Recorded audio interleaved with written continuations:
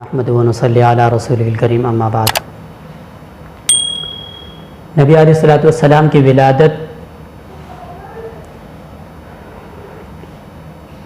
کے اوقات اور ان پر اس وقت جو واقعات رونما ہوئے وہ تمام آپ کے سامنے آئے۔ اب نبی علیہ الصلوۃ والسلام کی کنیت کیا تھی؟ نبی علیہ الصلوۃ والسلام کی کنیت جو سب سے مشہور و معروف کنیت ہے وہ ابو القاسم ہے، جو آپ کے سب سے بڑے صاحبزادہ قاسم کے نام پر رکھی گئی تھی۔ دوسری کنیت ابو ابراہیم ہے۔ حضرت انس رضی اللہ تعالیٰ عنہ سے مروی ہے کہ جب ماریہ قبطیہ کے بطن سے حضرت ابراہیم پیدا ہوئے تو جبرائیل علیہ السلام آپ کی خدمت میں حاضر ہوئے اور یہ فرمایا، السلام علیکہ یا ابا ابراہیم، سلام ہو آپ پر اے ابو ابراہیم۔ تو یہ دو کنیتیں نبی علیہ السلام کی ہیں۔ ختنہ کے بارے میں ایک قول تو یہ ہے کہ حضور صلی اللہ علیہ وسلم مختون پیدا ہوئے، ختنہ کیے ہوئے پیدا ہوئے۔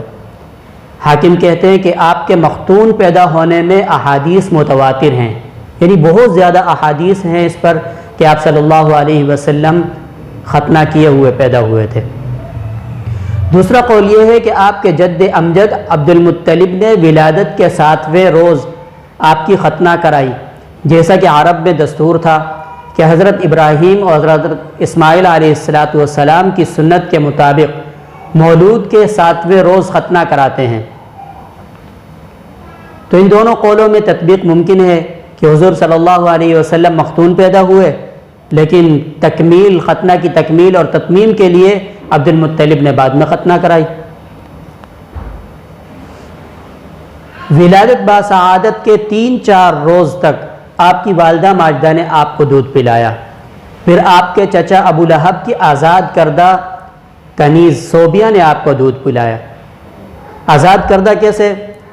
کہ آپ صلی اللہ علیہ وسلم جب دنیا میں تشریف لائے اور صوبیہ کو پتہ چلا تو اس نے ابو لہب کے پاس جا کر کہا کہ مبارک ہو، آپ کا بھتیجا پیدا ہوا ہے۔ یہ جب خوشخبری اس نے ابو لہب کو سنائی تو ابو لہب نے کہا کہ جا تو آزاد ہے۔ اسی وقت صوبیہ کو آزاد کر دیا، اور صوبیہ ہی نے آپ سے پہلے نبی علیہ السلام سے پہلے آپ صلی اللہ علیہ وسلم کے سگے چچا حضرت حمزہ رضی اللہ تعالیٰ عنہ کو دودھ پلایا تھا۔ اس لیے حمزہ رضی اللہ تعالیٰ عنہ آپ صلی اللہ علیہ وسلم کے رضاعی بھائی ہیں، اور آپ کے بعد صوبیہ نے ابو سلمہ کو دودھ پلایا۔ نبی اکرم صلی اللہ علیہ وسلم صوبیہ کا بہت اکرام فرمایا کرتے تھے، اعزاز کیا کرتے تھے اور عزت دیتے تھے۔ حضرت خدیجہ سے نکاح ہو جانے کے بعد صوبیہ آپ کی خدمت میں حاضر ہوا کرتی تھی۔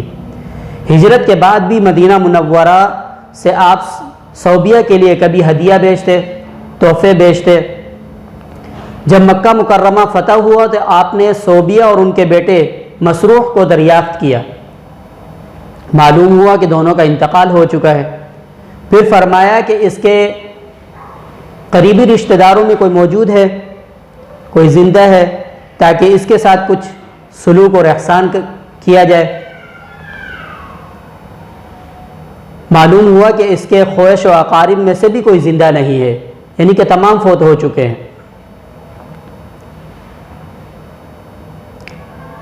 مرنے کے بعد ابو لہب کو کسی نے خواب میں دیکھا کہ نہایت بری حالت میں ہے۔ پوچھا کہ کیا حال ہے؟ ابو لہب نے کہا کہ میں نے تمہارے بعد کوئی راحت نہیں دیکھی مگر صرف اتنی کہ صوبیہ کے آزاد کرنے کی وجہ سے سر انگشت کی مقدار پانی پلا دیا جاتا ہے، یعنی کہ جس انگلی سے میں نے اشارہ کیا تھا کہ جا تو آزاد ہے، اس انگلی کے سر کے بقدر اتنا مجھے پانی پلا دیا جاتا ہے۔ علامہ سہیلی رحمہ اللہ فرماتے ہیں کہ ایک بار حضرت عباس نے ابو لہب کو خواب میں دیکھا، بہت ہی بری حالت میں ہے، اور یہ کہتا ہے کہ میں نے تمہارے بعد کوئی راحت نہیں دیکھی مگر یہ کہ ہر 2 شنبہ کو پیر کے دن عذاب میں تخفیف ہو جاتی ہے، یعنی مجھ پر جو عذاب ہیں، سخت عذابات ہیں، وہ ہلکے کر دیے جاتے ہیں۔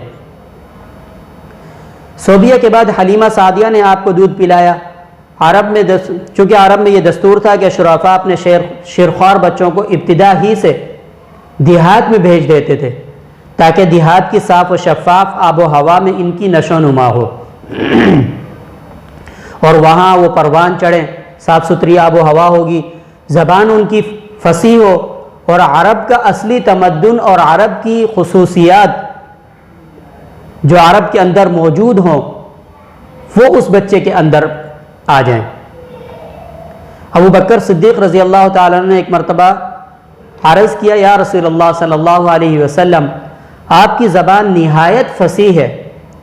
آپ نے فرمایا، اول میں قریش سے ہوں اور پھر بنی سعد میں نے دودھ پیا ہے۔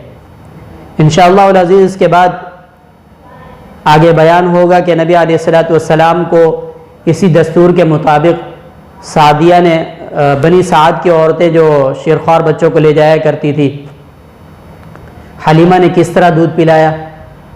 وآخر دعوانا ان الحمد للہ رب العالمین۔